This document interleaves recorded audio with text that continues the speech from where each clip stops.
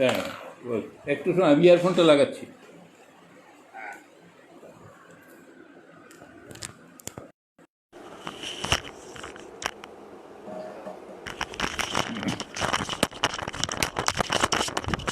হ্যাঁ। আপনার হেডফোনটা না ফোনের সঙ্গে কানেক্ট করা আছে তো? হ্যাঁ, আপনার হেডফোন যেটা লাগিয়েছেন ফোনের সঙ্গে কানেক্ট করা আছে নিচে? হ্যাঁ, না এখন তো আমি খুলে আমি ইয়ারফোনটা লাগিয়েছি। না, ওটার যে নিচে যে একটা কানেকশন থাকে ফোনের সঙ্গে ওটা লাগাতে হবে। না না, হেডফোনের তো একটাই তো কানেকশন, ইয়ারফোনেরও একটাই ওপরে। ওপরে আছে, নিচে আবার ফোনের সঙ্গে লাগাতে হবে তো? না না, দুটো নয় তো, ও একটা তার তো। আমি তো একটা তারেরই আনলাম। আচ্ছা। হ্যাঁ। আচ্ছা, নিচে একটা ফুটো আছে, কিন্তু ওটা তো ছোট ফুটো, ওটাই তো যাবে না। আপনি স্যার এমনি করুন। আমি তাহলে এই হেডফোন দিয়েছি, এটা দিয়ে হবে, যেটা দিয়ে আগের বার করেছিলাম। হ্যাঁ, ওটা দিয়ে করুন। এটা কি শোনা যাচ্ছে কিনা দেখে নাও একটু। হ্যাঁ, ওটা দিয়ে হচ্ছে। এটাকে একটু মুখের কাছে নিয়েছি। আচ্ছা, দেখি। দেখো এটা শোনা যায় কিনা। হ্যাঁ, ফোনের সঙ্গে লাগাতে হবে। এটা তো লাগিয়েছি আমি ফোনের সঙ্গে, এই তো লাগানো। ওটা ভালো করে না লাগালে এটা তো হবে না। ইয়ারফোন যেটা দিয়ে আমি আগের দিন করলাম, গত রোববার। হ্যাঁ শোনা যাচ্ছে, অসীম বলছে শোনা যাচ্ছে। হ্যাঁ, গৌতম বলছে পরিষ্কার শোনা যাচ্ছে।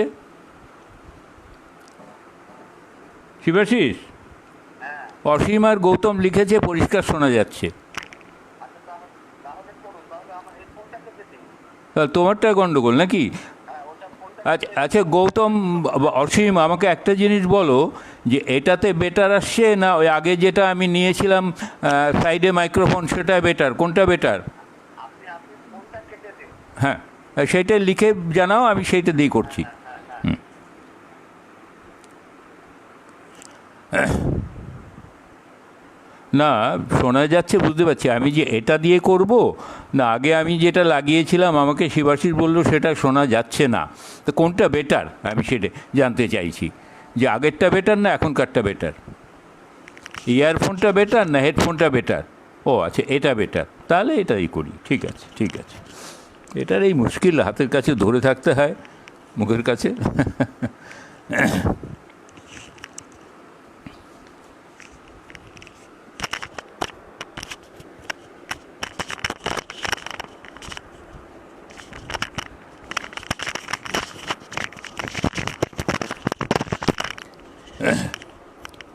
ঠিক আছে, নমস্কার, আমি শুরু করছি।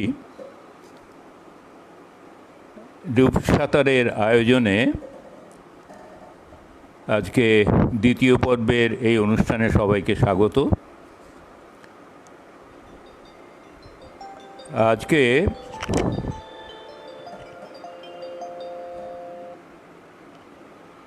হ্যাঁ, আবার কী এলো? হ্যালো, হ্যাঁ, এখন একদম ঠিক আছে স্যার। আচ্ছা ওকে, ঠিক আছে। হ্যাঁ, হ্যাঁ, হ্যাঁ, হুম, হ্যাঁ, আমি এটাই করছি। একদম ঠিক আছে। হ্যাঁ। ঠিক আছে, ওকে।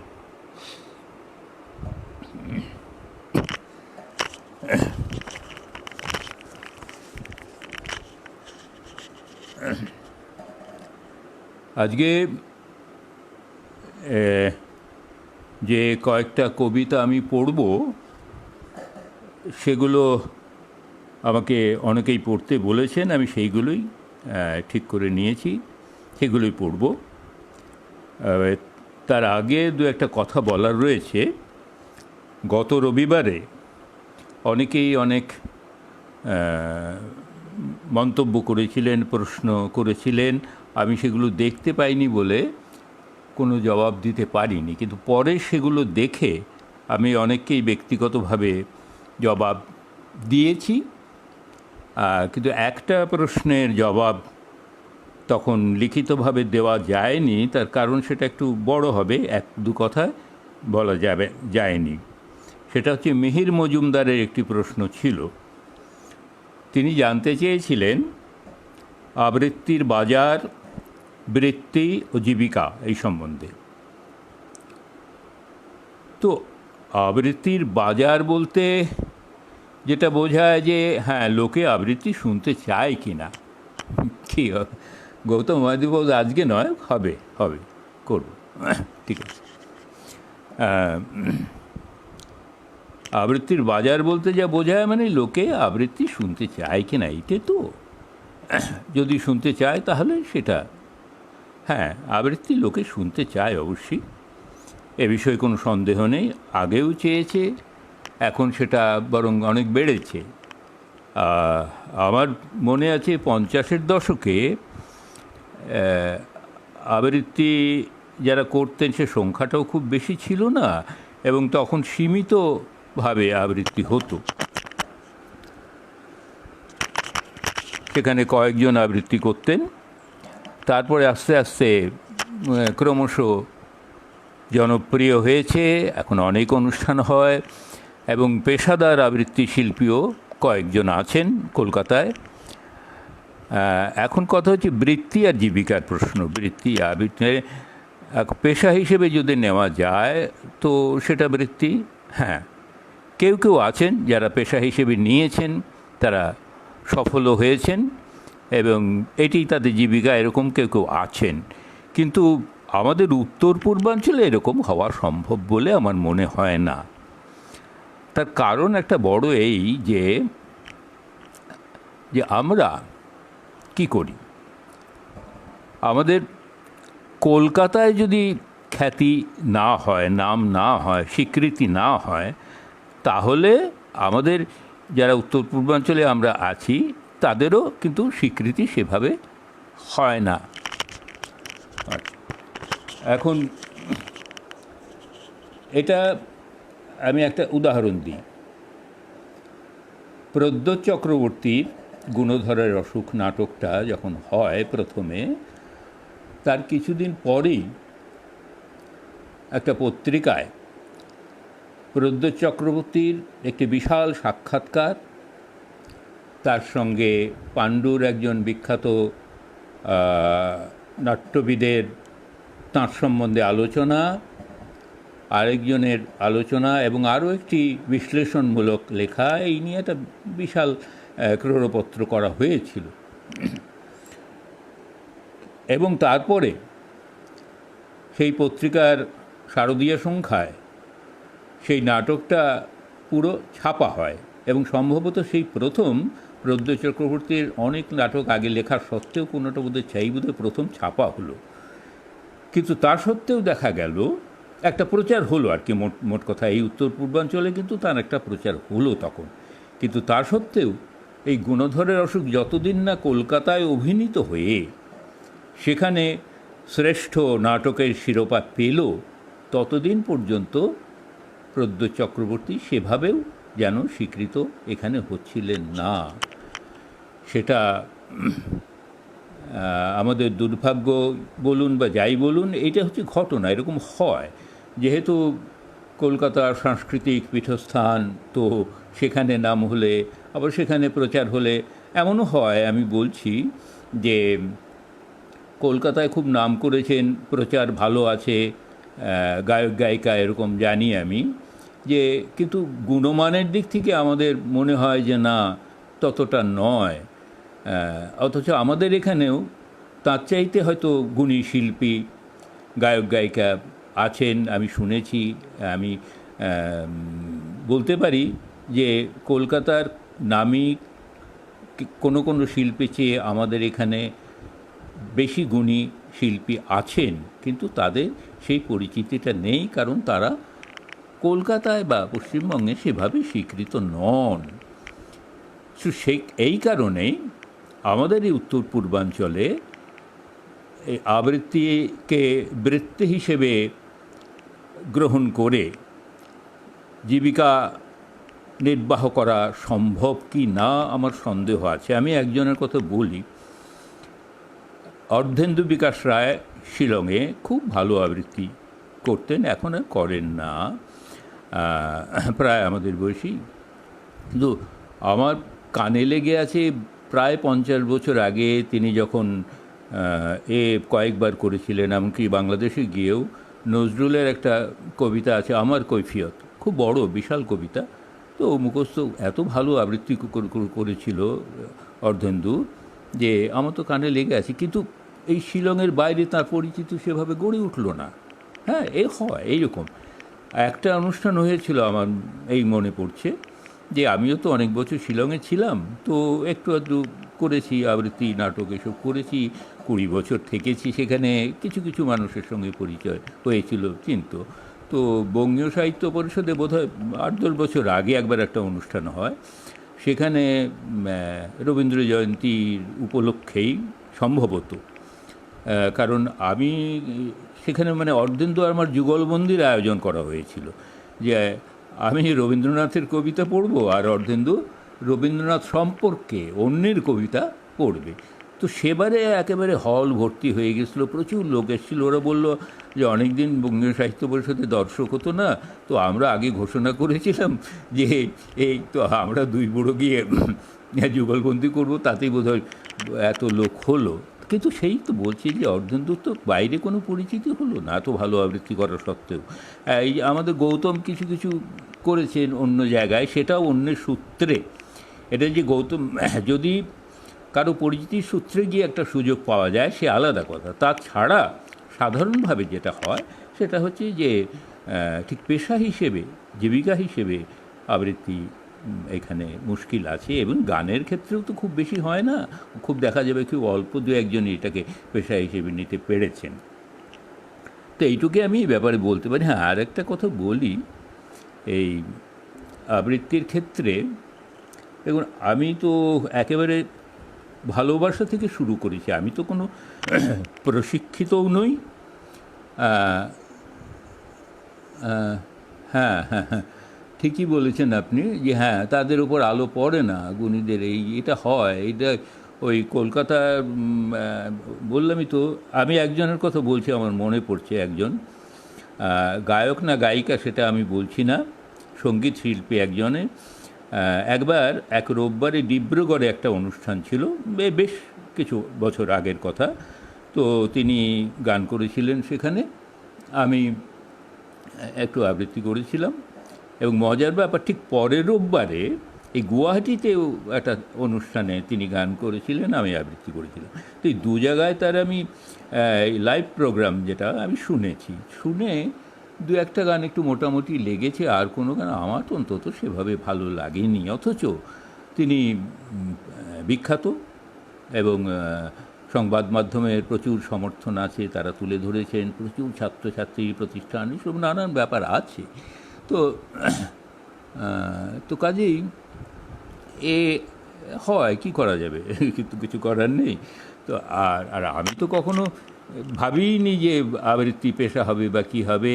খুব ছোটোবেলায় যেটা বলেছি, যে আমার একেবারে সে আমার যখন সেই 70 বছর আগের কথা, হ্যাঁ, বছর 12 বয়স তখন আমার, সেই প্রথম আমি আবৃত্তি করি, ক্লাস 5-এ পড়ি, সুযোগ পাই।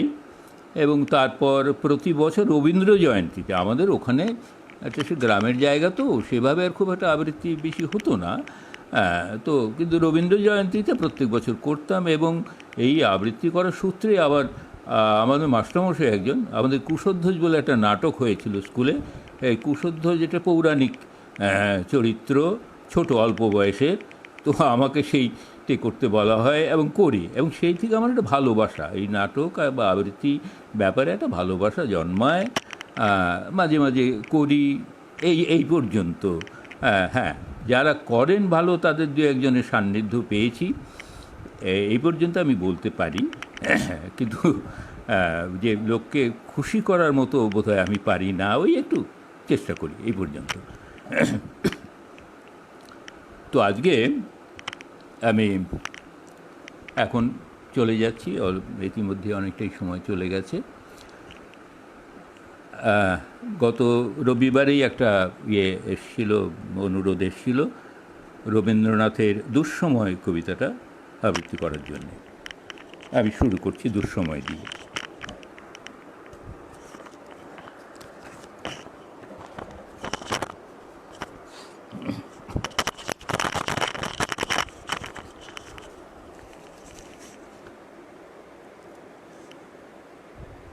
যদিও সন্ধ্যা আসিছে মন্দ মন্থরে, সব সঙ্গীত গেছে ইঙ্গিতে থামিয়া, যদিও সঙ্গী নাহি অনন্ত অম্বরে, যদিও ক্লান্তি আসিছে অঙ্গে নামিয়া, মহাশঙ্কা জপিছে মৌন মন্তরে, দিক দিগন্ত অবগুণ্ঠনে ঢাকা, তবু বিহঙ্গ, ওরে বিহঙ্গ মোর, এখনই অন্ধ, বন্ধ করো না পাখা।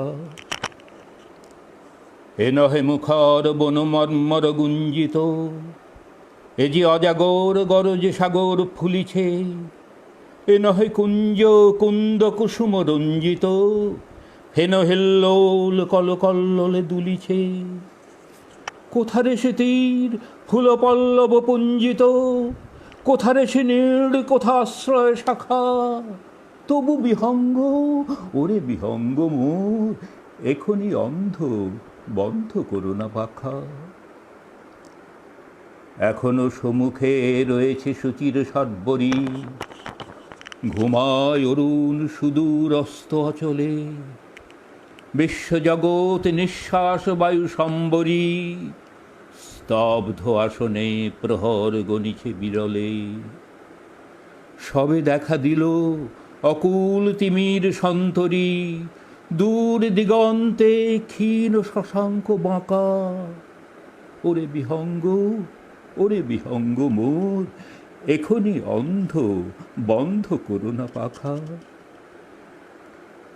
ঊর্ধ্ব আকাশে তারাগুলি মেলি অঙ্গুলি, ইঙ্গিত করি তোমা পানে আছে চাহিয়া, নিম্নে গভীর অধীর মরণ উচ্ছলি, শত তরঙ্গে তোমা পানে উঠে ধাইয়া, বহুদূর তীরে কারা ডাকে বাঁধি অঞ্জলি, এসো এসো সুরে করুণ মিনতি মাখা, ওরে বিহঙ্গ, ওরে বিহঙ্গ মোর, এখনই অন্ধ, বন্ধ করো না পাখা। ওরে ভয় নাই, নাই স্নেহ মোহ বন্ধন, ওরে আশা নাই, আশা শুধু মিছে ছলনা, ওরে ভাষা নাই, নাই বৃথা বসে ক্রন্দন, ওরে গৃহ নাই, নাই ফুলসেজ রচনা, আছে শুধু পাখা, আছে মহানভ অঙ্গন, উষা দিশাহারা নিবিড় তিমির আঁকা, ওরে বিহঙ্গ, ওরে বিহঙ্গ মোর, এখনই অন্ধ, বন্ধ করো না পাখা।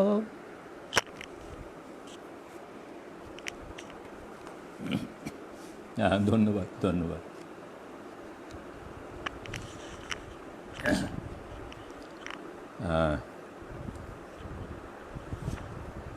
এবার আমি একটা ছোট্ট, একটু অন্যরকম স্বাদে পড়ি।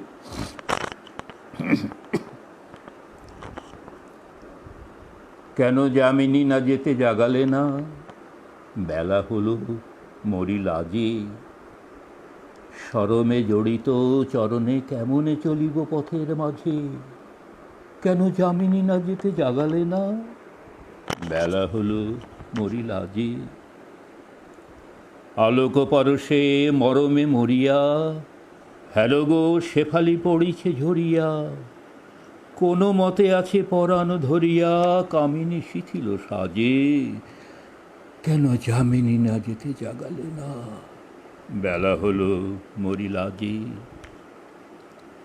নিবিয়া বাঁচিল নিশার প্রদীপ উষার বাতাস লাগি, রজনীর শশী গগনের কোণে লুকায় শরণ মাগি, পাখি ডাকি বলে গেল বিভাবরী, বধূ চলে জলে লইয়া গাগরি, আমি এ আকুল কবরি আবরি, কেমনে যাইব কাজে, কেন যামিনী না যেতে জাগালে না, বেলা হলো মরি লাজে।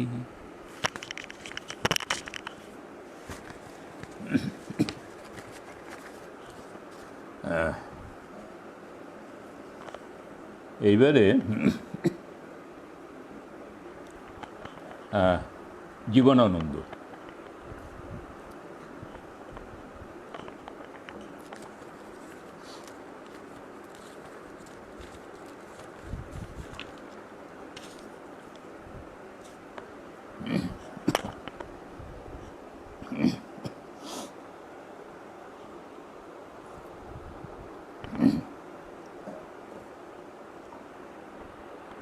জীবনানন্দের 8 বছর আগের একদিন।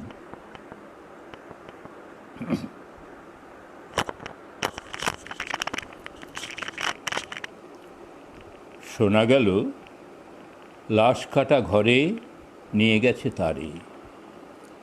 কাল রাতে, ফাল্গুনে রাতের আঁধারে, যখন গিয়েছে ডুবে পঞ্চমীর চাঁদ, মরিবার হলো তার স্বাদ। বধূ শুয়েছিল পার্শ্বে, শিশুটিও ছিল, প্রেম ছিল, আশা ছিল। জ্যোৎস্নায় তবু সে দেখিল কোন ভূত, ঘুম কেন ভেঙে গেল তার?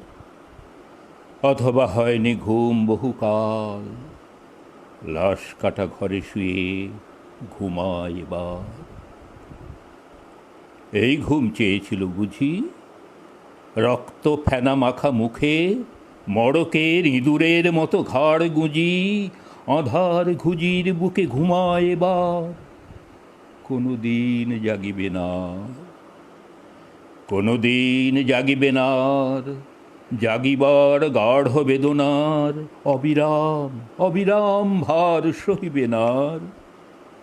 এই কথা বলেছিল তারে চাঁদ ডুবে চলে গেলে অদ্ভুত আঁধারে, যেন তার জানালার কাছে উটের গ্রীবার মতো কোনো এক নিস্তব্ধতা এসে। ঘনিষ্ঠ আকাশ যেন যেন কোন বিকীর্ণ জীবন অধিকার করে আছে ইহাদের মন। দুরন্ত শিশুর হাতে ফড়িংয়ের ঘন শিহরণ মরণের সাথে লড়িয়াছে। চাঁদ ডুবে গেলে পর প্রধান আধারে তুমি অশ্বত্থের কাছে এক গাছা দড়ি হাতে গিয়েছিলে তবু একা একা। যে জীবন ফড়িংয়ের দোয়েলের, মানুষের সাথে তার হয় না কো দেখা এই জেনে। অশ্বত্থের শাখা করেনি কি প্রতিবাদ? জোনাকির ভিড় এসে সোনালি ফুলের স্নিগ্ধ ঝাঁকে করেনি কি মাখামাখি? থরথরে অন্ধ পেঁচা এসে বলেনি কি বুড়ি চাঁদ গেছে বুঝি বেনো জলে ভেসে? চমৎকার, ধরা যাক দু একটা ইঁদুর এবার। জানায়নি পেঁচা এসে এ তুমুল গাঢ় সমাচার? জীবনের এই স্বাদ, সুপক্ক জবের ঘ্রাণ হেমন্তের বিকালের তোমার অসহ্য বোধ হলো। মর্গে কি হৃদয় জুড়ল? মর্গে গুমোটে থ্যাঁতা ইঁদুরের মতো রক্ত মাখা ঠোঁটে। শোনো, তবু এ মৃতের গল্প কোনো নারীর প্রণয়ে ব্যর্থ হয় নাই। বিবাহিত জীবনের স্বাদ কোথাও রাখেনি কোনো খাদ। সময়ের উদ্বর্তনে উঠে এসে বধূ মধু আর মননের মধু দিয়েছে জানিতে। হাড় হাবাতের গ্লানি বেদনার শীতে এ জীবন কোনো দিন কেঁপে ওঠে নাই। তাই লাশ কাটা ঘরে চিত হয়ে শুয়ে আছে টেবিলের পরে।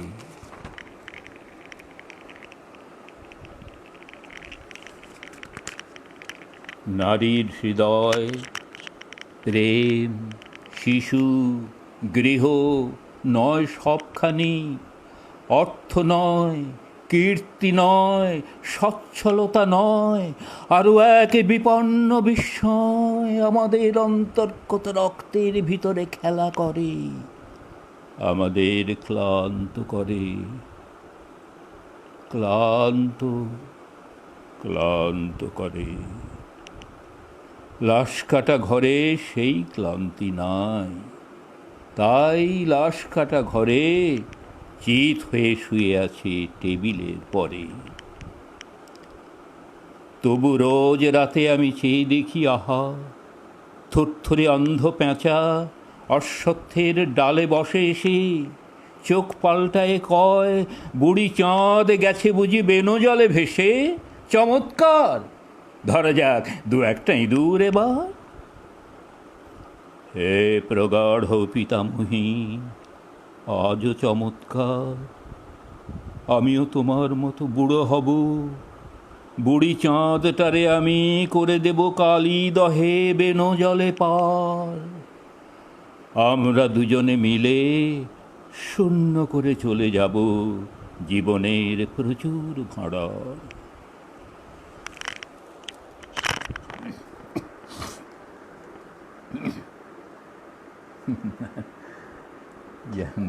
ধন্যবাদ ধন্যবাদ, আমি চেষ্টা করছি। হ্যাঁ,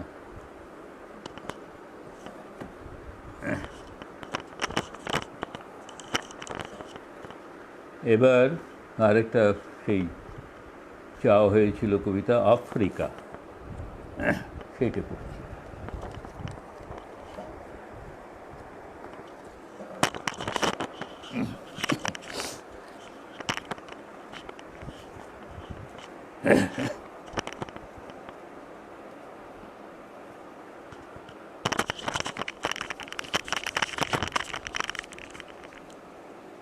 উদ্ভ্রান্ত সেই আদিম যুগে স্রষ্টা যখন নিজের প্রতি অসন্তোষে নতুন সৃষ্টিকে বারবার করছিলেন বিধ্বস্ত, তার সেই অধৈর্যে ঘন ঘন মাথা নাড়ার দিনে রুদ্র সমুদ্রের বাহু প্রাচী ধরিত্রীর বুকের থেকে ছিনিয়ে নিয়ে গেল তোমাকে আফ্রিকা। বাঁধলে তোমাকে বনস্পতির নিবিড় পাহারায়, কৃপণ আলোর অন্তঃপুরে। সেখানে নিভৃত অবকাশে তুমি সংগ্রহ করছিলে দুর্গমের রহস্য, চিনছিলে জলস্থল আকাশের দুর্বোধ সংকেত। প্রকৃতির দৃষ্টি অতীত জাদু মন্ত্র জাগাচ্ছিল তোমার চেতনাতীত মনে। বিদ্রুপ করছিলে ভীষণকে বিরূপের ছদ্মবেশে, শঙ্কাকে চাচ্ছিলে হার মানাতে, আপনাকে উগ্র করে বিভীষিকার প্রচণ্ড মহিমায় তাণ্ডবের দুণ্ডবিনী নাদে। হায় ছায়াবৃতা কালো ঘোমটার নিচে অপরিচিত ছিল তোমার মানব রূপ, উপেক্ষার আবিল দৃষ্টিতে। এলোরা লোহার হাতকড়ি নিয়ে, নখ যাদের তীক্ষ্ণ তোমার নেকড়ের চেয়ে। এলো মানুষ ধরার দল, গর্বে যারা অন্ধ তোমার সূর্যহারা অরণ্যের চেয়ে। সভ্যের বর্বর লোভ নগ্ন করল আপন নির্লজ্জ অমানুষতা। তোমার ভাষাহীন ক্রন্দনে বাষ্পাকুল অরণ্য পথে পঙ্কিল হলো ধুলি তোমার রক্তে অশ্রুতে মিশে। দস্যু পায়ের কাঁটা মারা জুতোর তলায় বিভৎস কাদার পিণ্ড চিরচিহ্ন দিয়ে গেল তোমার অপমানিত ইতিহাসে। সমুদ্র পারে শের মুহূর্তেই তাদের পাড়ায় পাড়ায় মন্দিরে বাজছিল পূজার ঘণ্টা। সকালে সন্ধ্যায় দয়াময় দেবতার নামে শিশুরা খেলছিল মায়ের কোলে। কবির সঙ্গীতে বেজে উঠছিল সুন্দরের আরাধনা।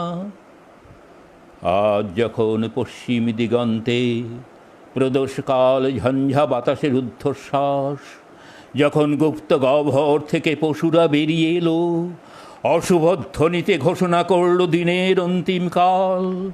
এসো যুগান্তের কবি, আসন্ন সন্ধ্যার শেষ রশ্মিপাতে দাঁড়াও ওই মানহারা মানবীর দ্বারে, বলো ক্ষমা করো।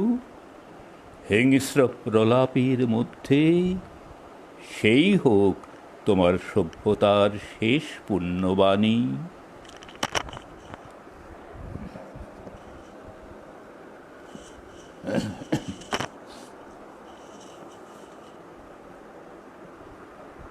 ধন্যবাদ দিলীপ কান্তি। এই মাঝে মাঝে এইগুলো নিয়ে মুশকিল, আসলে কী করবো, মাইক্রোফোন নেই আমি। যাই হোক, ধন্যবাদ ধন্যবাদ। এবারে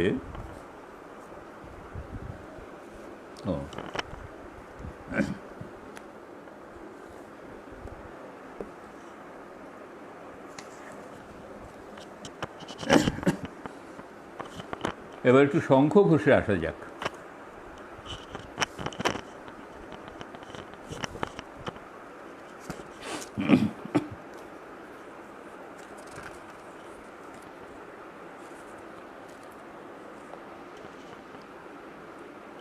পাঁজরে দাঁড়ের শব্দ।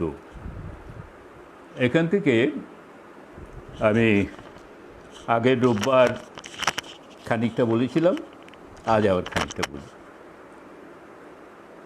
হ্যাঁ, ধন্যবাদ বিশ্বজিৎ।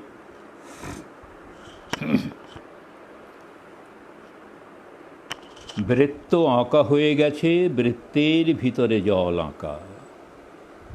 জলের ভিতরে আমি, আমার উপরে উঠে জল। ছোট ছোট ঘাত লেগে বৃত্ত ভেঙে বৃত্ত বেড়ে যায়। আচম্বিতে জলস্রোতে সমস্ত বৃত্তের অবসান। ঘরবাড়ি ভিজে যায় অশান্ত ধানের মাঝখানে। রবিউল বসে দেখে, এরকমই মেড় বা গমকে ভরেছিল সময়ের স্তরগুলি একদিন। আজ বাজনা রয়েছে পড়ে, ফিরে গেছে বাজাবার হাত। শরীর ধূপের মতো শান্ত করে রেখেছিল ঘর। দুটো বেড়ালের ছায়া নিবিড় দেয়ালে আড়াআড়ি। সাদা লোমে ভরে ওঠে ভোরের বাতাস। চেয়ে দেখি, এইখানে ছিল, আজ কয় বিন্দু ভস্ম পড়ে আছে। আমার ঘরের কাছে রেখেছ তোমার সব দেহ। বাহকেরা দূরে দূরে মুহূর্তের বিশ্রামে আতুর। তার মাঝখান থেকে চুরি করে তুলে নিতে যাই প্রতি রোমাঞ্চের কাছে আমাদের যৌথ দিনগুলি। এই সব লেখা তার মানে খুঁজে পাবে বলে আসে শহরের শেষ ধাপে কবর সারির পাশাপাশি।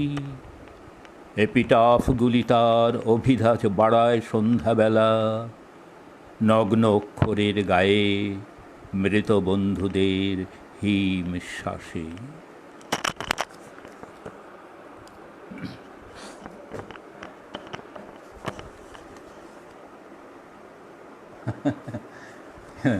ধন্যবাদ অসীম। আমি কি, হ্যাঁ, না না, গৌতম অনেক এত নিয়মিত করে। আমার তো এই হঠাৎ হঠাৎ করি, ফলে অভ্যেস না থাকলে অনেক অসুবিধে হয়। যাই হোক, আচ্ছা, এবার আমরা যাচ্ছি আবার রবীন্দ্রনাথে।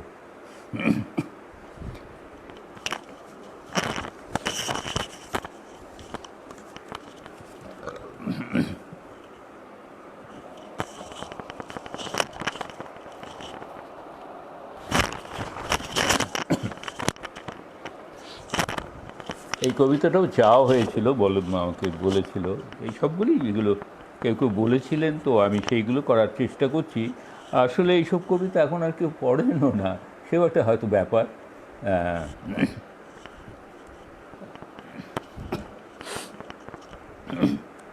এটা ভারত তীর্থ।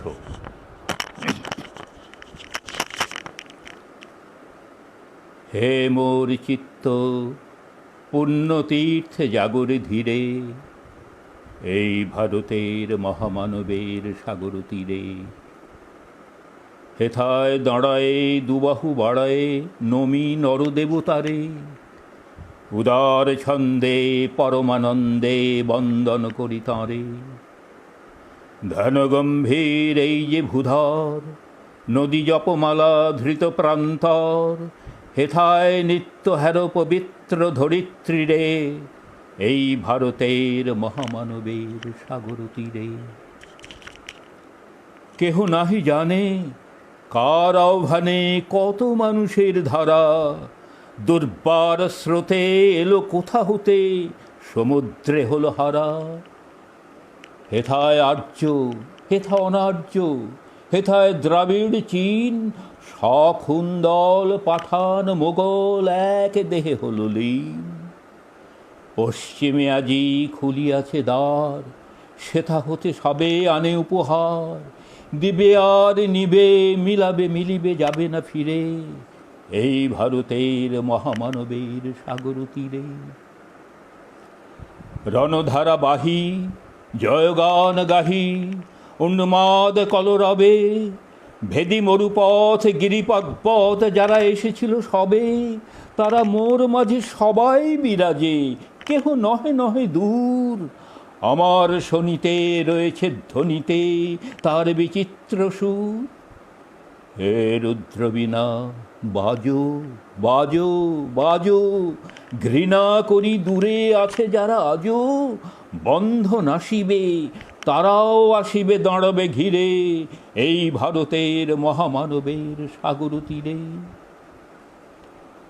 হেথা একদিন বিরামবিহীন মহাঙ্কার ধ্বনি, হৃদয়তন্ত্রে একের মন্ত্রে উঠেছিল রণরণী। তপস্যা বলে একের অনলে বহুরে আহুতি দিয়া, বিভেদ ভুলিল জাগায় তুলিল একটি বিরাট হিয়া। সেই সাধনার সে আরাধনার যজ্ঞশালার খোলা জিদার, হেথায় সবারে হবে মিলিবারে আনত শিরে, এই ভারতের মহামানবের সাগর তীরে। সেই হোমানলে হেরো আজি জলে দুঃখের রক্ত শিখা, হবে তা সহিতে মর্মে দহিতে আছে সে ভাগ্যে লিখা। এ দুঃখ বহন কর মোর মন, শোনরে একের ডাক, যত লাজ ভয় করো করো জয়, অপমান দূরে যাক। দুঃসহ ব্যথা হয়ে অবসান, জন্ম লোভিবে কি বিশাল প্রাণ। পোহায় রজনী জাগিছে জননী বিপুল নীড়ে, এই ভারতের মহামানবের সাগর তীরে। এসো হে আর্য, এসো অনার্য, হিন্দু মুসলমান, এসো এসো আজ তুমি ইংরাজ, এসো এসো খ্রিস্টান, এসো ব্রাহ্মণ সূচি করি মন ধরো হাত সবাকার। এসো হে পতিত হোক অপনীত সব অপমান ভার। মার অভিষেকে এসো এসো তরা, মঙ্গল ঘট হয় নিজে ভরা, সবার পরশে পবিত্র করা তীর্থ নীরে, আজি ভারতের মহামানবের সাগর তীরে। ধন্যবাদ।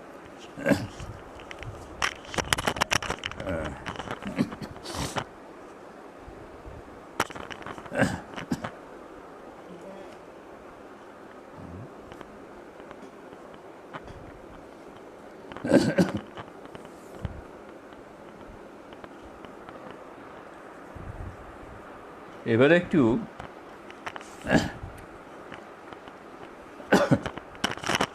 একটু জল খেয়ে নি, গরমে এত গলা শুকিয়ে যায়। ধন্যবাদ অভিজিৎ।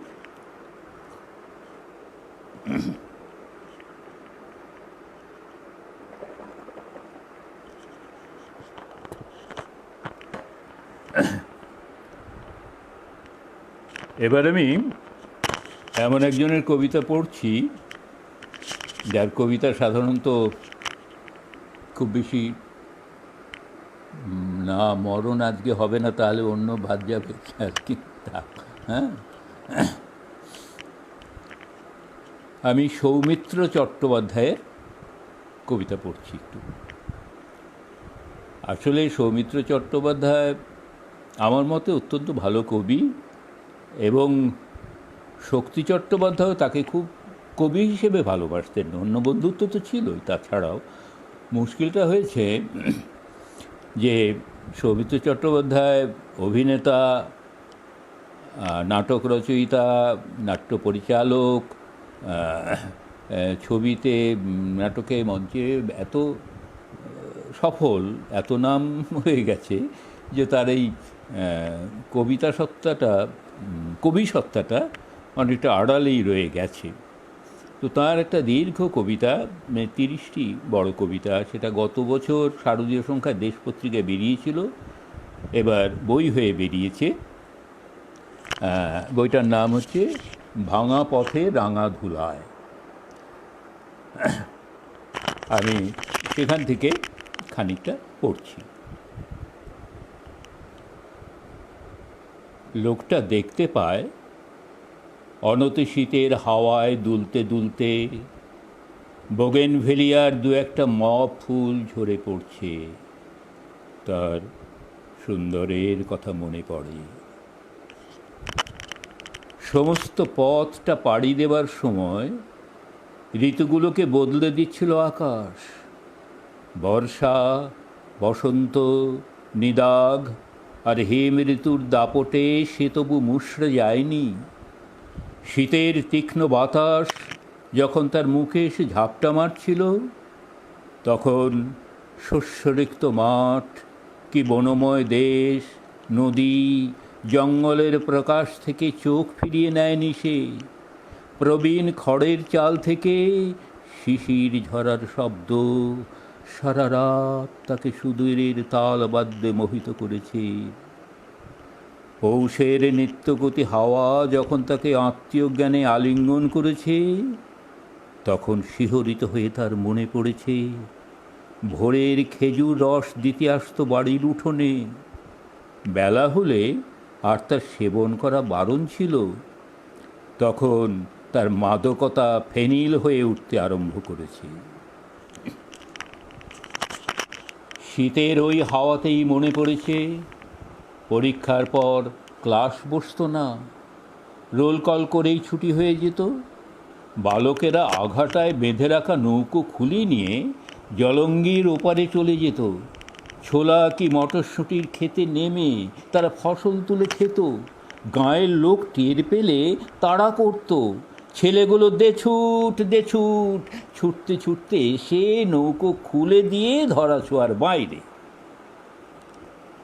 তার গন্তব্যের হদিশ তখনও সে পায়নি। পাওয়ার জন্যে তার মনে কোনো তাপক ব্যগ্রতাও তৈরি হয়নি। অনাগত দুঃখের ত্রাস সেই দিনগুলোর ওপরে খণ্ড বিচ্ছিন্ন মেঘের মতো ছায়া ফেলে যেত না। সেই সব দিনে বহু মানুষের সুখ যোগানোর গৌরবের জন্যে লালায়িত মন সামান্য স্তুতির পুরস্কার চেয়ে ঊর্ধ্বকর্ণ হয়ে থাকত। এতদিন হাঁটাচলা করে, বহু ব্যবহারে তার পা দুটি কি ক্লান্ত হয়ে গেছে। এবার কি ওরা থামতে চাইছে? পদচিহ্নগুলিতে যে উত্তরাধিকার রয়ে যাচ্ছে, তার কোনটা কার ভাগে পড়বে তা কোনো ইচ্ছাপত্রে লেখাপড়ে করে দেওয়া নেই। জীবন মৃত্যুই তো ভাগ বাটোয়ারা করে, ইচ্ছাপত্রে লিখে যাওয়া নিষ্ফল।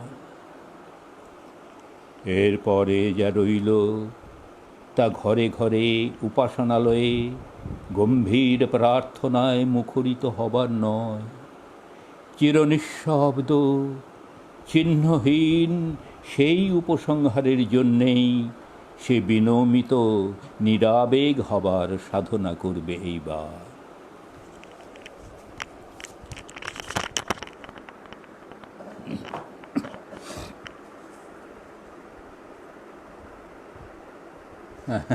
নমস্কার, নমস্কার, নমস্কার। ভালো থাকবেন। খুব দুঃসময় সবারই যাচ্ছে। আচ্ছা, এইবার আবার রবীন্দ্রনাথ, অপমানিত।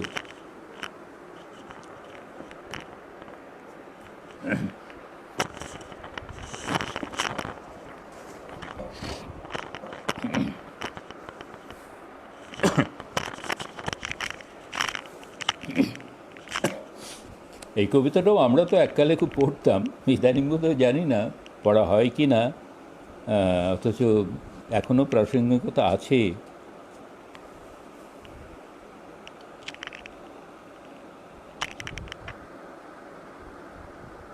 ধন্যবাদ, ধন্যবাদ। হে মোর দুর্ভাগা দেশ, যাদের করেছ অপমান, অপমানে হতে হবে তাহাদের সবার সমান। মানুষের অধিকারে বঞ্চিত করেছ যারে, সম্মুখে দাঁড়ায় রেখে তবু কোলে দাও না স্থান। অপমানে হতে হবে তাহাদের সবার সমান। মানুষের পরশেরে প্রতিদিন ঠেকাইয়া দূরে, ঘৃণা করিয়াছ তুমি মানুষের প্রাণের ঠাকুরে। বিধাতার রুদ্ররোষে দুর্ভিক্ষের দ্বারে বসে ভাগ করে খেতে হবে সকলের সাথে অন্নপান, অপমানে হতে হবে তাহাদের সবার সমান। তোমার আসন হতে যেথায় তাদের দিলে ঠেলে, সেথায় শক্তিরে তব নির্বাসন দিলে অবহেলে। চরণে দলিত হয়ে ধুলায় সে যায় বয়ে, সেই নিম্নে নেমে এসো, নহিলে নাহিরে পরিত্রাণ, অপমানে হতে হবে আজি তোরে সবার সমান। যারে তুমি নিচে ফেলো, সে তোমারে বাঁধিবে যে নিচে, পশ্চাতে রেখেছ যারে, সে তোমারে পশ্চাতে টানিছে। অজ্ঞানের অন্ধকারে আড়ালে ঢাকিছ যারে, তোমার মঙ্গল ঢাকি গড়িছে সে ঘোর ব্যবধান, অপমানে হতে হবে তাহাদের সবার সমান। শতেক শতাব্দী ধরে নামে শিরে অসম্মান ভার, মানুষের নারায়ণে তবুও করো না নমস্কার। তবু নত করি আঁখি দেখিবারে পাও নাকি, নেমেছে ধুলার তলে হীন পতিতের ভগবান, অপমানে হতে হবে সেথা তোরে সবার সমান। দেখিতে পাও না তুমি মৃত্যুদূত দাঁড়ায়েছে দ্বারে, অভিশাপ আঁকি দিল তোমার জাতির অহংকারে। সবারে না যদি ডাকো, এখনো সরিয়া থাকো, আপনারে বেঁধে রাখো চৌদিকে জড়ায় অভিমান, মৃত্যু মাঝে হবে তবে চিতাভস্মে সবার সমান।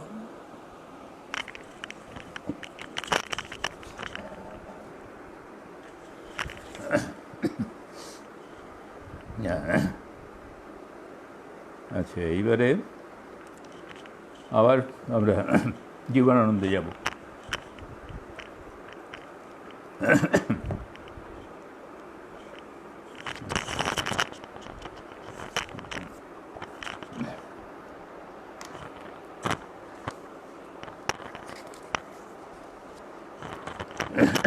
বাবা,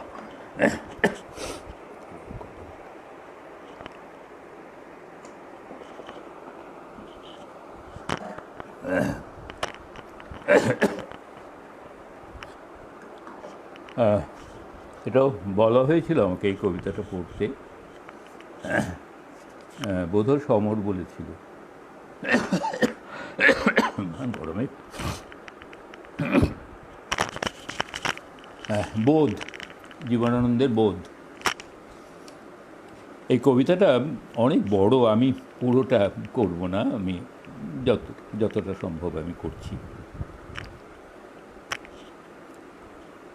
আলো অন্ধকারে যায়, মাথার ভিতরে স্বপ্ন নয়, কোন এক বোধ কাজ করে। স্বপ্ন নয়, শান্তি নয়, ভালোবাসা নয়, হৃদয়ের মাঝে এক বোধ জন্ম লয়। আমি তারে পারি না এড়াতে, সে আমার হাতে হাত রাখে। সব কাজ তুচ্ছ হয়, পণ্ড মনে হয়, সব চিন্তা প্রার্থনার সকল সময় শূন্য মনে হয়, শূন্য মনে হয়। সহজ লোকের মতো কে চলিতে পারে, কে থামিতে পারে এই আলোয় আঁধারে সহজ লোকের মতো? তাদের মতন ভাষা কথা কে বলিতে পারে আর? কোনো নিশ্চয়তা কে জানিতে পারে আর? শরীরের স্বাদ কে বুঝিতে চায় আর? প্রাণের আহ্লাদ সকল লোকের মতো কে পাবে আবার? সকল লোকের মতো বীজ বুনে আর স্বাদ কই? ফসলের আকাঙ্ক্ষায় থেকে শরীরে মাটির গন্ধ মেখে, শরীরে জলের গন্ধ মেখে, উৎসাহে আলোর দিকে চেয়ে চাষার মতন প্রাণ পেয়ে কি আর রহিবে জেগে পৃথিবীর পরে? স্বপ্ন নয়, শান্তি নয়, কোন এক বোধ কাজ করে মাথার ভিতরে। পথে চলে পারে পারাপারে, উপেক্ষা করিতে চাই তারে। মরার খুলির মতো ধরে আছাড় মারিতে চাই, জীবন্ত মাথার মতো ঘোরে তবু সে মাথার চারিপাশে, তবু সে চোখের চারিপাশে, তবু সে বুকের চারিপাশে। আমি চলি, সাথে সাথে সেও চলে আসে। আমি থামি, সেও থেমে যায়। সকল লোকের মাঝে বসে আমার নিজের মুদ্রা দোষে আমি একা হতেছি আলাদা। আমার চোখেই শুধু ধাঁধা, আমার পথেই শুধু বাধা। জন্মিয়াছে যারা এই পৃথিবীতে সন্তানের মতো হয়ে, সন্তানের জন্ম দিতে দিতে যাহাদের কেটে গেছে অনেক সময়, কিংবা আজ সন্তানের জন্ম দিতে হয় যাহাদের, কিংবা যারা পৃথিবীতে বীজ খেতে আসিতেছে চলে জন্ম দেবে বলে, তাদের হৃদয় আর মাথার মতন আমার হৃদয় নাকি? তাহাদের মন আমার মনের মতো নাকি? তবু কেন এমন একাকী? তবু আমি এমন একাকী।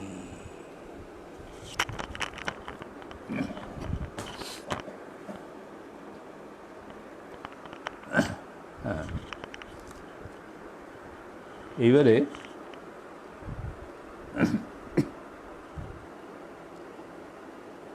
ধন্যবাদ দিলীপকান্তি। আসলে এই কবিতার একটা বড় মুশকিল হচ্ছে কোনো জ্যোতিচিহ্ন নেই, কদাচিৎ একটা কমা দেওয়া আছে, তো বেশিরভাগ কিছু নেই। ফলে যে এটা যাই হোক একটু ধন্যবাদ। এটা আমি একটু গতকাল একটু সৌমিত্রদার অনুমতি নিয়েছি এটা পড়ার জন্যে আমি। হ্যাঁ, ধন্যবাদ। আমি এবারে একটা কবিতা পড়ব, এবার একটু বড় কবিতা পড়ব, আর তারপরে একটা গদ্য পড়ব একটু অন্য রকমের, সেটা মজার, সেটা দিয়েই শেষ করবো আজকে।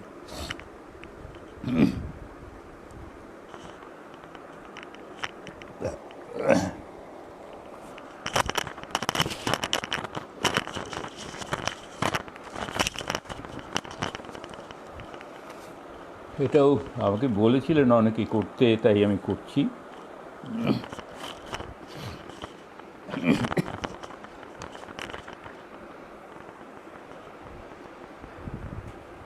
কর্ণকুন্তী সংবাদ।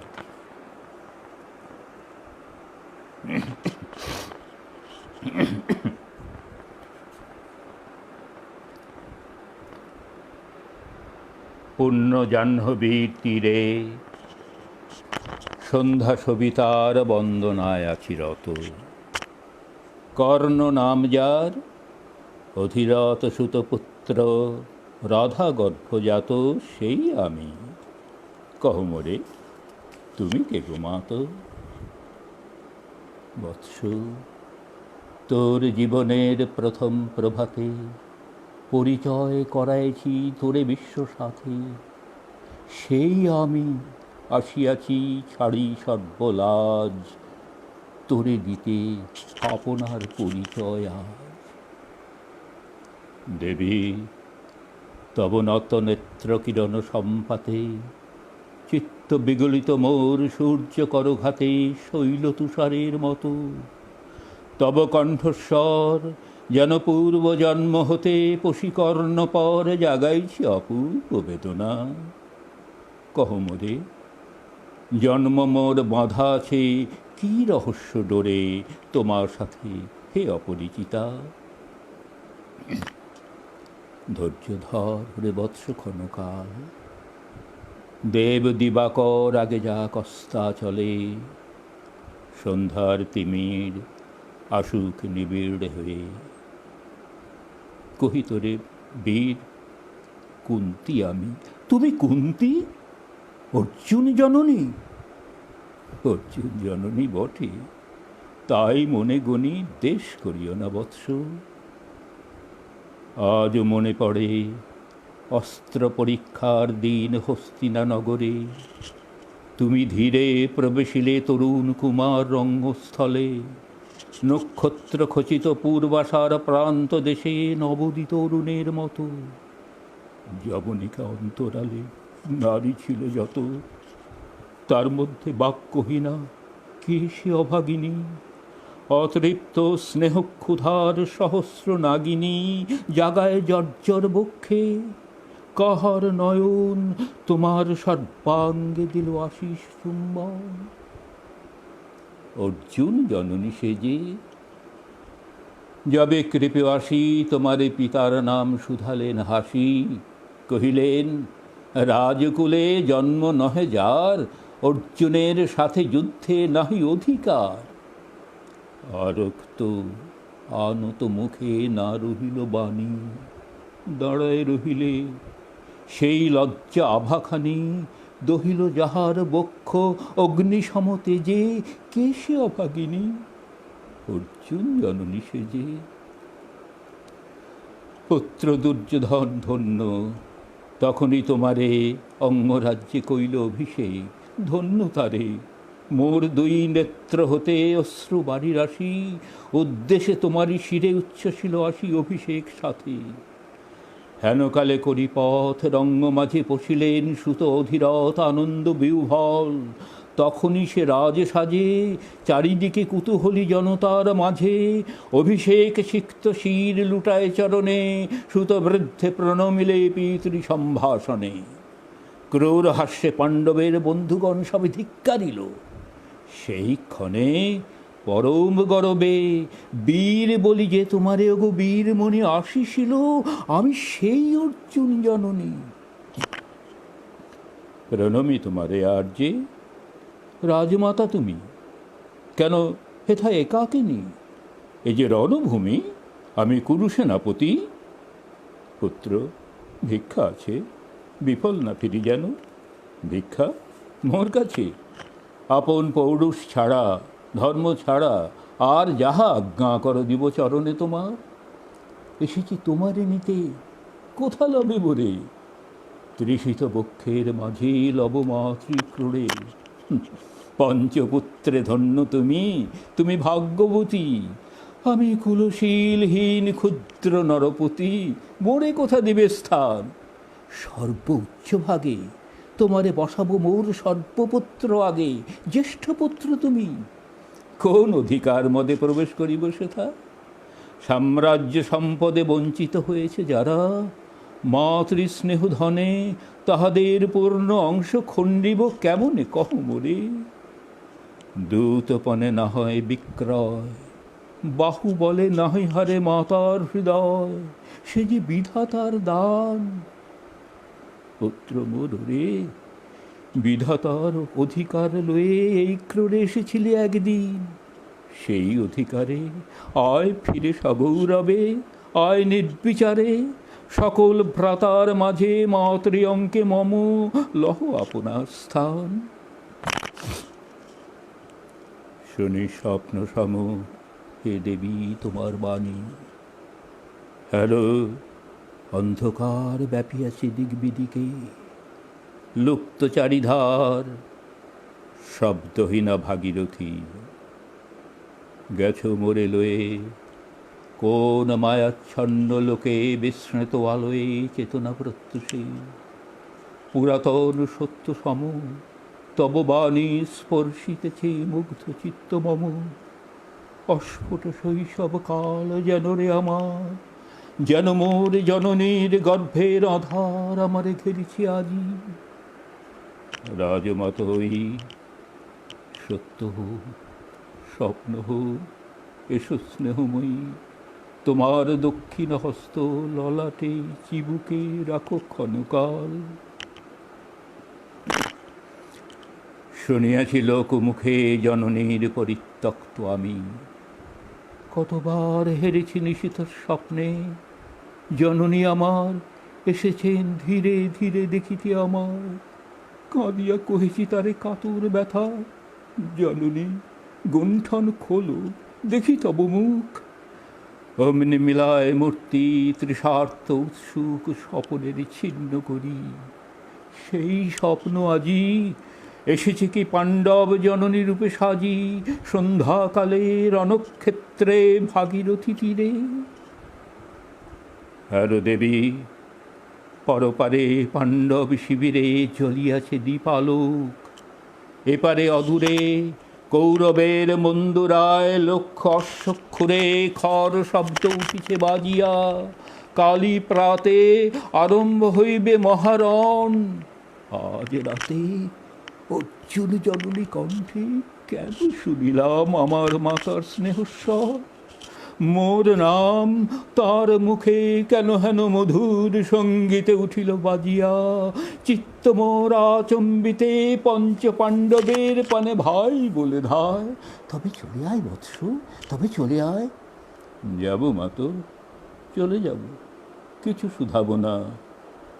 না করি সংশয় কিছু, না করি ভাবনা। দেবী তুমি মোর মাতা, তোমার আহ্বানে অন্তরাত্মা জাগিয়াছে। নাহি বাজে কানে যুদ্ধ ভেরি জয় শঙ্খ, মিথ্যা মনে হয় রণহিংসা বীরখ্যাতি জয় পরাজয়। কোথা যাব লয়ে চলো? ওই পরপারে যেথা জ্বলিতেছে দ্বীপ স্তব্ধ স্কন্ধাবারে পাণ্ডুর বালুকা তটে। হোথা মাতৃহারা মা পাইবে চিরদিন, হোথা ধ্রুবতারা চিররাত্রি রবে জাগি সুন্দর উদার তোমার নয়নে। দেবী কহ আরবার আমি পুত্র তব, পুত্র মোর কেন কেন তবে আমারে ফেলিয়া দিলে দূরে অগৌরবে। কুলশীল মানহীন মাতৃনেত্রহীন অন্ধয়ে অজ্ঞাত বিশ্বে কেন চিরদিন ভাসাইয়া দিলে মোরে অবজ্ঞার স্রোতে। কেন দিলে নির্বাসন ভ্রাতৃকুল হতে, রাখিলে বিচ্ছিন্ন করি অর্জুনে আমারে। তাই শিশুকাল হতে টানিছে দোঁয়ারে নিগূঢ় অদৃশ্য পাশ হিংসার আকারে দুর্নিবার আকর্ষণে। মাতো নিরুত্তর, লজ্জা তব ভেদ করি অন্ধকার স্তর। পরশ করিছে মোরে সর্বাঙ্গে নীরবে, মুদিয়া দিতেছে চক্ষু। থাক থাক তবে কহিও না কেন তুমি তেজিলি আমারে। বিধির প্রথম দান এ বিশ্ব সংসারে মাতৃস্নেহ, কেন সেই দেবতার ধন আপন সন্তান হতে করিলে হরণ। সে কথার দিও না উত্তর, কমরে আজই কেন ফেরাইতে আসিয়া চক্ররে। এ বৎস ভর্ৎসনা তোর শত বজ্র সব, বিদীর্ণ করিয়া দিকে হৃদয় মম শত খণ্ড করি। ত্যাগ করেছিল তোরে সেই অভিশাপে পঞ্চপুত্র বক্ষে করে, তবু মোর চিত্ত পুত্রহীন। তবু হয় তোরই লাগি বিশ্ব মাঝে বাহু মোর ধায়, খুঁজিয়া বেড়ায় তোরে বঞ্চিত যে ছেলে। তারি তরে চিত্ত মোর দীপ্ত দীপ জেলে, আপনারে দগ্ধ করি করেছি আরতি বিশ্ব দেবতা। আমি আজি ভাগ্যবতী পেয়েছি তোমার দেখা, যাবে মুখে তোর একটি ফুটেনি বাণী। তখন কঠোর অপরাধ করিয়াছি বৎস, সেই মুখে ক্ষমা কর কুমাতায়। সেই ক্ষমা বুকে ভর্ৎসনার চেয়ে তেজে জালুক অনল, পাপ দগ্ধ করে মোরে করুক নির্মল। মাতো দেহ পদধূলি, দেহ পদধূলি লহ শ্রম। তোরে লব বক্ষে তুলি শিশুক আশায় পুত্র আসি নাই দ্বারে। ফিরাতে এসেছি তোরে নিজ অধিকারে, সুতপুত্র নহ তুমি, রাজার সন্তান। দূর করে দিয়া বৎস সর্প অপমান, এসো চলি যেথা আছে তব পঞ্চভ্রাতা। মাত, সুতপুত্র আমি, রাধা মোর মাতা, তার চেয়ে নাহি মোর অধিক গৌরব। পাণ্ডব পাণ্ডব থাক, কৌরব কৌরব, ঈর্ষা নাহি করি কারে। রাজ্য আপনার, বাহুবলে করিলহ হে বৎস উদ্ধার। দুলাবেন ধবল ব্যজন যুধিষ্ঠির, ভীম ধরিবেন ছত্র, ধনঞ্জয় বীর সারথি হবেন রথে, ধৌম্য পুরোহিন গাহিবেন বেদ মন্ত্র। তুমি শত্রুজিৎ অখণ্ড প্রতাপে রবে বান্ধবের সনে, নিঃস্বপত্ন রাজ্য মাঝে রত্ন সিংহাসনে। সিংহাসন যে ফিরালো মাতৃ স্নেহ পাশ, তারে দিতেছ মাতো রাজ্যের আশ্বাস। একদিন যে সম্পদে করেছ বঞ্চিত, সে আর ফিরায়া দেওয়া তব সাধ্যাতীত। মাতা মোর, ভ্রাতা মোর, মোর রাজকুল, এক মুহূর্তেই মতো করেছ নির্মূল মোর জন্মক্ষণে। সুত জননীরে ছলি, আজ যদি রাজ জননীরে মাতা বলি, কুরুপতি কাছে বদ্ধ আছি যে বন্ধনে, ছিন্ন করে ধাই যদি রাজ সিংহাসনে, তবে ঠিক ঠিক মোরে। বীর তুমি, পুত্র বউ, ধন্য তুমি। হায় ধর্ম, এ কি সুকঠোর দণ্ড তব। সেই দিন কে জানিত হয়, তেজিলাম যে শিশুরে ক্ষুদ্র অসহায়, সে কখন বলবীর চলবে, কোথা হতে ফিরে আসে একদিন অন্ধকার পথে, আপনার জননীর কোলের সন্তানে, আপন নির্মম হস্তে অস্ত্র আসি হানে। কি অভিশাপ! মাতা, করিও না ভয়। কহিলাম, পাণ্ডবের হইবে বিজয়। আজি এই রজনীর তিমির ফলকে, প্রত্যক্ষ করিনু পাঠ নক্ষত্র আলোকে ঘোর যুদ্ধফল। এই শান্ত স্তব্ধক্ষণে অনন্ত আকাশ হতে পুষিতেছে মনে, চরম বিশ্বাসে ক্ষীণ ব্যর্থতায় লীন, জয়হীন চেষ্টার সঙ্গীত, আশাহীন কর্মের উদ্যম। হেরিতেছি শান্তিময় শূন্য পরিণাম। যে পক্ষের পরাজয়, সে পক্ষ তেজিতে মোরে করো না আহ্বান। জয়ী হোক, রাজা হোক পাণ্ডব সন্তান, আমি রব নিষ্ফলের হতাশীর দলে। জন্মরাত্রে ফেলে গেছো মোরে ধরাতলে, নামহীন গৃহহীন। আজিও তেমনি আমাদের নির্মম চিত্তে ত্যাগ জননী, দীপ্তিহীন কীর্তিহীন পরাভব পরে। শুধু এই আশীর্বাদ দিয়ে যাও মোরে, জয় লোভে, যশ লোভে, রাজ্য লোভে ওই বীরের সদ্গতি হতে ভ্রষ্ট নাহি হই।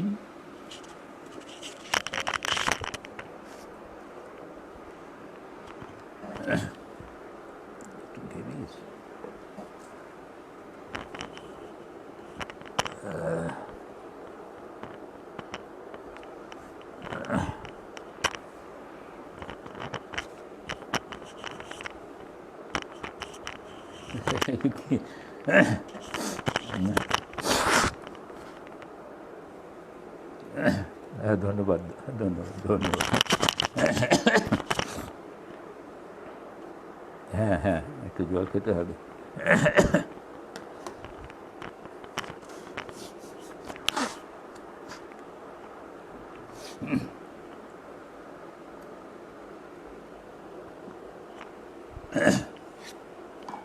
হ্যাঁ, আমার মনে হয় কবিতাটায় রবীন্দ্রনাথ কর্ণের প্রতি সুবিচার করেছেন। কর্ণ চরিত্রটা নিয়ে অনেক রকম ব্যাপার হয়েছে, মেয়ে নিয়ে কেউ রাজশেখর বসু বলেছিলেন যে এটা অন্যের হস্তক্ষেপে সম্ভবত কর্ণকে প্রায় ভিলেন বানিয়ে দেওয়া হয়েছে, তো উনি হয়তো সেরকম ছিলেন না।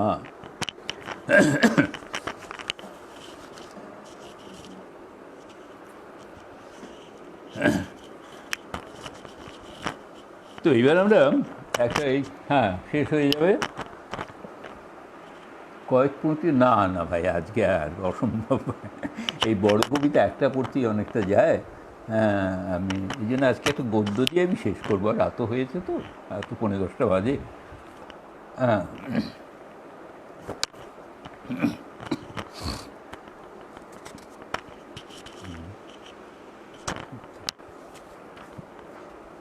আমি শেষ করে একটা কথা বলিনি আমি।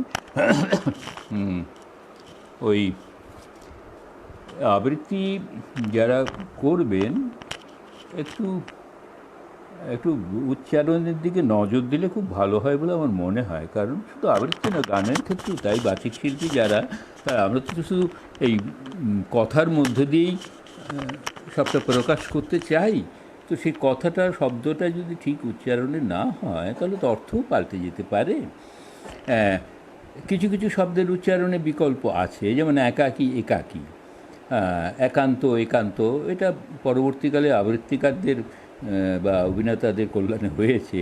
আসলে একা হয়ে গেলে একান্ত, একাকী হওয়ার কথা, কিন্তু একাকী, একান্ত এটা হয়ে গেছে, এটা করে নিয়েছেন এবং এটা চলে গেছে।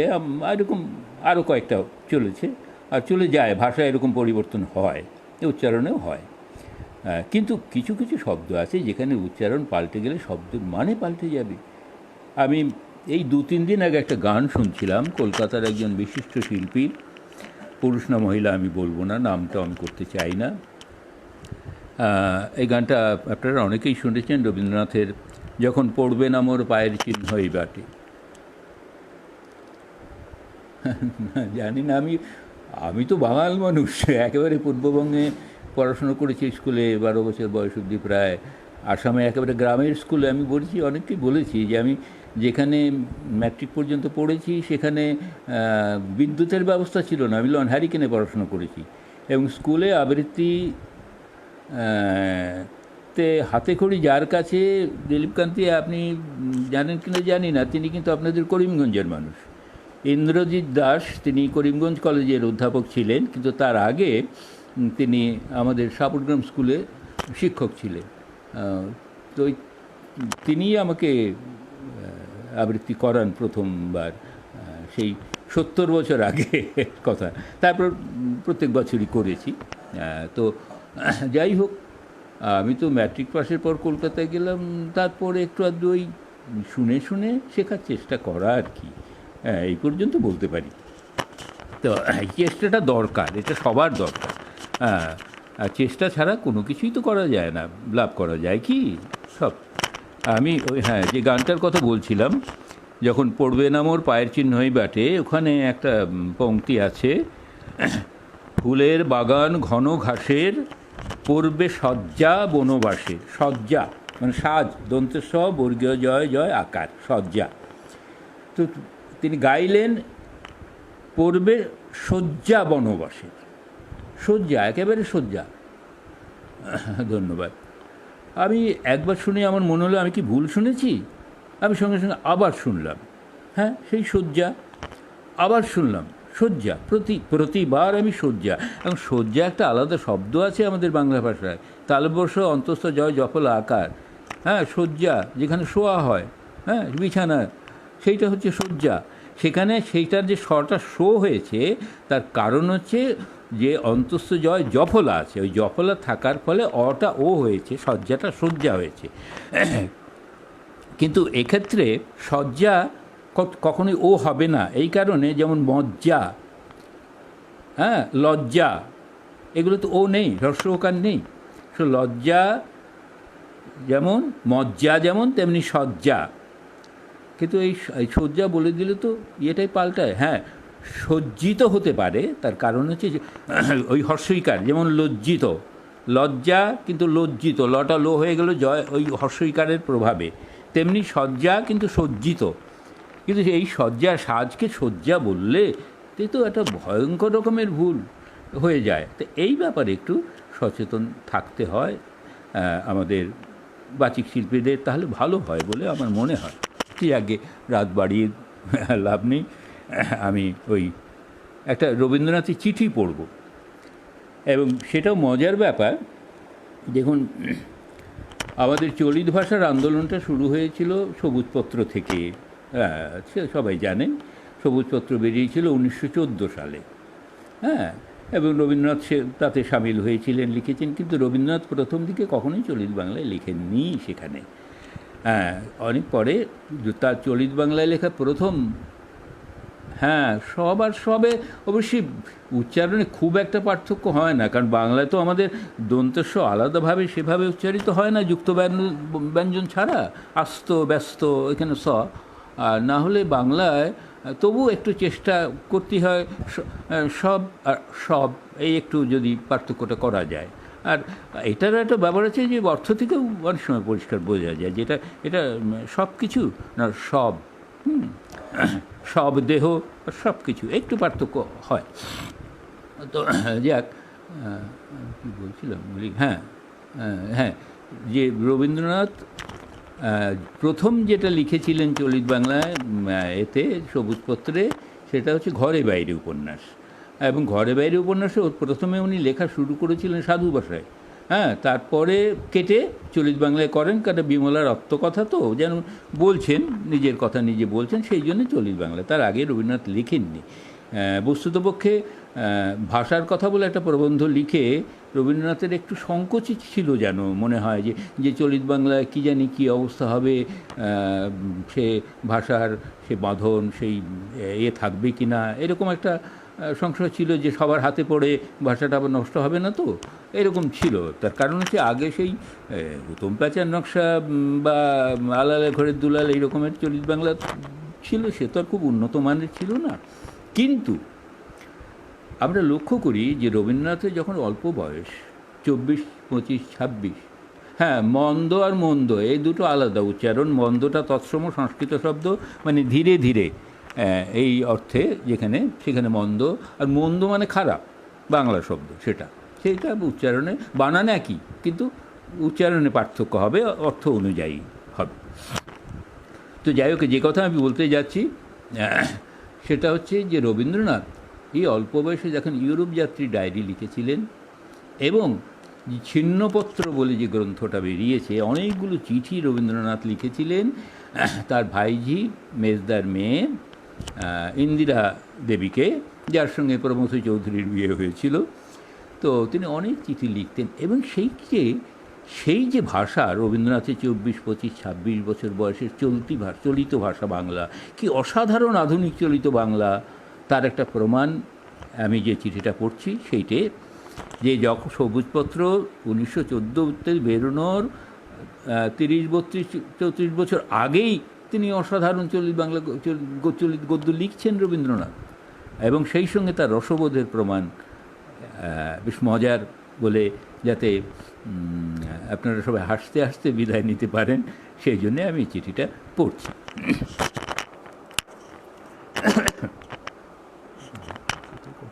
সত্যি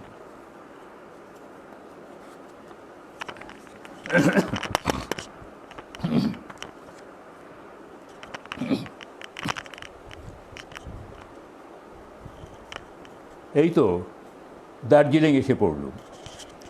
পথে বেলি খুব ভালো রকম বিহেভ করেছে, বড় একটা কাঁদেনি, খুব চেঁচামেচি গোলমালও করেছে, উলুও দিয়েছে, হাতও ঘুরিয়েছে, এবং পাখিকে ডেকেছে, যদিও পাখি কোথায় দেখতে পাওয়া গেল না। সারা ঘাটে স্টিমারে উঠবার সময় মহাহাঙ্গাম। রাত্রি 10টা, জিনিসপত্র সহস্র, কুলি গোটা কতক, মেয়ে মানুষ 5টা এবং পুরুষ মানুষ একটি মাত্র। নদী পেরিয়ে একটি ছোট রেলগাড়িতে ওঠা গেল, তাতে 4টে করে শয্যা, আমরা মাখন শুদ্ধ 6টা মনীষী। মেয়েদের এবং অন্যান্য জিনিসপত্র লেডিস কম্পার্টমেন্টে তোলা গেল। কথাটা শুনতে যত সংক্ষেপ হলো, কাজে ঠিক তেমনটা হয়নি। ডাকাডাকি, হাঁকাহাঁকি, ছুটোছুটি নিতান্ত অল্প হয়নি। তবু নদিদি বলেন আমি কিছুই করিনি। অর্থাৎ আমার মতো ডাগর পুরুষ মানুষের পক্ষে 5 জন মেয়ে নিয়ে এর চেয়ে ঢের বেশি ডাকাডাকি, হাঁকাহাঁকি এবং ছুটোছুটি করা উচিত ছিল। মাঝে মাঝে যেখানে সেখানে নেবে হিন্দুস্তানি বুলিতে প্ল্যাটফর্ময় দাপিয়ে বেড়ানো উচিত ছিল। অর্থাৎ একখান আস্ত মানুষ একেবারে আস্ত রকম খেপলে যেরকমটা হয়, সেই প্রকার মূর্তি ধারণ করলে ঠিক পুরুষ মানুষের উপযুক্ত হতো। আমার ঠান্ডা ভাব দেখে নদিদি নিতান্ত ডিসঅ্যাপয়েন্টেড। কিন্তু এই দুদিনে আমি এত বাক্স খুলেছি এবং বন্ধ করেছি এবং বেঞ্চির নিচে ঠেলে গুঁজেছি এবং উক্ত স্থান থেকে টেনে বের করেছি। এত বাক্স এবং পুঁটুলির পিছনে আমি ফিরেছি এবং এত বাক্স এবং পুঁটুলি আমার পিছনে অভিশাপের মতো ফিরেছে। এত হারিয়েছে এবং এত ফের পাওয়া গেছে এবং এত পাওয়া যায়নি এবং পাবার জন্য এত চেষ্টা করা গেছে এবং যাচ্ছে যে কোনো 26 বৎসর বয়সের ভদ্র সন্তানের অদৃষ্টে এমনটা ঘটেনি। আবার ঠিক যেন বাক্স ফোবিয়া হয়েছে। বাক্স দেখলে আমার দাঁতে দাঁতে লাগে। চারদিকে যখন চেয়ে দেখি বাক্স, কেবলই বাক্স, ছোট বড় মাঝারি, হালকা এবং ভারী, কাঠের এবং টিনের এবং পশু চর্মের এবং কাপড়ের, নিচে একটা, উপরে একটা, পাশে একটা, পিছনে একটা, তখন আমার ডাকাডাকি, হাঁকাহাঁকি এবং ছুটোছুটি করবার স্বাভাবিক শক্তি একেবারে চলে যায় এবং তখন আমার শূন্য দৃষ্টি, শুষ্ক মুখ এবং দীনভাব দেখলে নিতান্ত কাপুরুষের মতো বোধ হয়। অতএব আমার সম্বন্ধে নদিদির যা মত দাঁড়িয়েছে তা ঠিক। আমি বিবিধ বিচিত্র মূর্তি বাক্সর মধ্যে পড়ে কি একরকম হয়ে গিয়েছিলুম। সুরেনকে বলিস আমার এই অবস্থার একটা ছবি আঁকতে। যাক, তারপরে আমি আরেকটা গাড়িতে গিয়ে শুলুম। সে গাড়িতে আর 2টি বাঙালি ছিলেন। তাঁরা ঢাকা থেকে আসছেন দেখেই কেমন ঢাকাই বলে মনে হয়। তাদের মধ্যে একজনের মাথা টাকে প্রায় পরিপূর্ণ এবং ভাষা অত্যন্ত বাঁকা। তিনি আমাকে জিজ্ঞাসা করলেন, আপনার পিতা দার্জিলিংয়ে ছিল? লক্ষ্মী থাকলে এর যথোচিত উত্তর দিতে পারত। সে হয়তো বলতো, তিনি দার্জিলিংয়ে ছিল, কিন্তু দার্জিলিং তখন ঠান্ডা ছিলেন বলে তিনি বাড়ি ফিরে গেছে। আমার উপস্থিত মতো এরকম বাংলা জোগালো না। শিলিগুড়ি থেকে দার্জিলিং পর্যন্ত ক্রমাগত সরলার উচ্ছ্বাসোক্তি, এক্সক্লামেশনস, ও মা কি চমৎকার, কি আশ্চর্য, কি সুন্দর। কেবলই আমাকে ঠেলে আর বলে, রবি মামা দেখো দেখো। কি করি, যা দেখায় তা দেখতেই হয়। কখনো বা গাছ, কখনো বা মেঘ, কখনো বা একটা দুর্জয় খাদা নাকওয়ালি পাহাড়ি মেয়ে, কখনো বা এমন কত কি যা দেখতে না দেখতেই গাড়ি চলে যাচ্ছে এবং সরলা দুঃখ করছে এর রবি মামা দেখতে পেলে না। কিন্তু তার জন্য রবি মামা কিছুমাত্র দুঃখিত নয়। গাড়ি চলতে লাগলো, বেলি ঘুমোতে লাগলো। বন, পাহাড়, পর্বত, ঝর্ণা, মেঘ এবং বিস্তর খাদা নাক এবং বাঁকা চোখ দেখা দিতে লাগলো। ক্রমে ঠান্ডা, তারপরে মেঘ, তারপরে নদীদির সর্দি, তারপরে বড়দিদির হাঁচি, তারপরে শাল, কম্বল, বালাপোষ, মোটা মোজা, পা কনকন, হাত ঠান্ডা, নীল মুখ, গলা ভার ভার এবং ঠিক তারপরেই দার্জিলিং। আবার সেই বাক্স, সেই ব্যাগ, সেই বিছানা, সেই পুটুলি, মোটের উপর মোট, মুটের উপর মুটে, ব্রেক থেকে জিনিসপত্র দেখে নেওয়া, চিনে নেওয়া, মুটের মাথায় চাপানো, সাহেবকে রসিদ দেখানো, সাহেবের সঙ্গে তর্ক বিতর্ক, জিনিস খুঁজে না পাওয়া এবং সেই হারানো জিনিস পুনরুদ্ধারের জন্য বিবিধ বন্দোবস্ত করা, এতে আমার ঘণ্টা 2 লেগেছিল। আর ততক্ষণে নদিদিরা ডুলিতে চড়ে বাড়িতে গিয়ে শালটি মুড়ি দিয়ে সোফায় শুয়ে বিশ্রাম করছিলেন এবং কল্পনা করছিলেন যে রবি ঠিক পুরুষ মানুষের মতো নয়।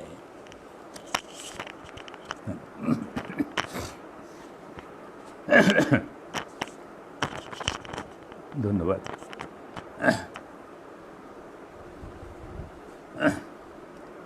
আপনাদের ধন্যবাদ। আপনারা এত কষ্ট করে এতক্ষণ ধরে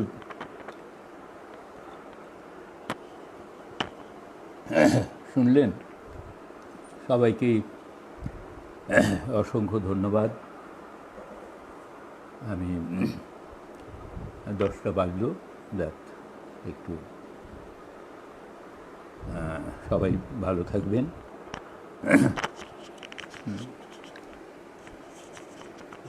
না না, ওই আমি আপনাদের যদি ভালো লেগে থাকে আমি আমার ধন্যতা জানাচ্ছি। ধন্যবাদ দিয়ে আপনাদের ছোট করা যায় না।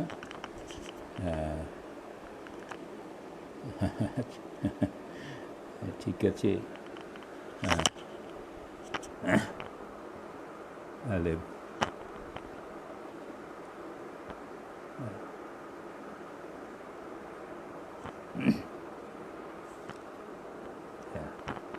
ঠিক আছে, সবাইকে শুভরাত্রি। সবাই সাবধানে থাকবেন, ভালো থাকবেন, অন্তত ভালো থাকার চেষ্টা করবেন। না কত দেবযানী জানি কোনো দিন হয়তো হবে আবার। হ্যাঁ, আবার এদিকে তো গৌতম চাইছে অয়দীপ হাউস করতে, আর অয়দীপ হাউস যদি যেদিন করবো সেদিন অন্য কিছু করা সম্ভব নয়। অনেকটা, কারণ ওতে হ্যাঁ শুভরাত্রি। ও কী হয় অয়দীপ হাউসে এখানে যেমন তবু একটু মাঝে মাঝে একটা দুটো কবিতার মধ্যে একটু গ্যাপ পাওয়া যাচ্ছে। ও তো নাটকটা তো একেবারে পুরো 1 ঘন্টা চলতে থাকে, সেই জন্য। হ্যাঁ, দিলীপ কান্তি আপনি তো আমাকে খুব ভালোবাসেন, জানি। সবাইকেই শুভরাত্রি, সবাই ভালো থাকবেন, সাবধানে থাকবেন আবার। এবং অনেকে যারা দেখছেন শুনলেন তারা সবাই সৃষ্টিশীল মানুষ, আমি জানি। লেখেন, আপনাদের সৃষ্টি অব্যাহত থাকুক এই কামনা করি। ভালো, নমস্কার।